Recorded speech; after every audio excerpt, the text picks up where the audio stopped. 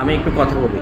Antibiotic যত্রতত্র antibiotic খাওয়া যাবে না। আপনারা হয় কি একটু শরীর খারাপ লাগলেও শরীর ব্যথা করলেও অ্যান্টিবায়োটিক খান, একদিনের অ্যান্টিবায়োটিক খান। এটাতে অ্যান্টিবায়োটিক রেসিস্ট্যান্ট হয়ে যাচ্ছে, প্রতিরোধী হয়ে যাচ্ছে। মানে কি পরবর্তীতে অ্যান্টিবায়োটিক্সকে আর কোনো কাজ হবে না।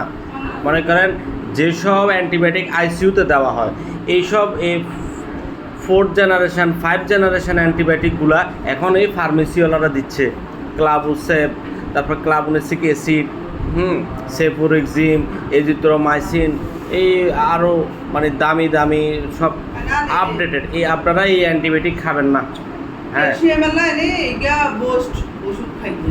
আচ্ছা আমার কথা শেষ করি। আপনাদের বেশি অসুবিধা হলে সিভিয়ার, আপনারা আমাদের হাসপাতাল উপজেলা স্বাস্থ্য কমপ্লেক্স মিরিশরা, এটাকে আমরা কি বলি, মোস্তারনগর, ওইখানে গিয়ে একজন মেডিকেল অফিসার দেখাবেন। কি দেখাবেন? একজন বড় ডাক্তার দেখাবেন, তাহলেই ভালো হবে। আপনারা যত্রতত্র এভাবে অ্যান্টিবায়োটিক খাবেন না, বুঝছেন?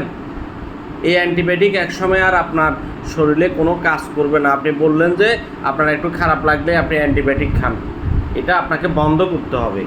কথাগুলো বুঝছেন?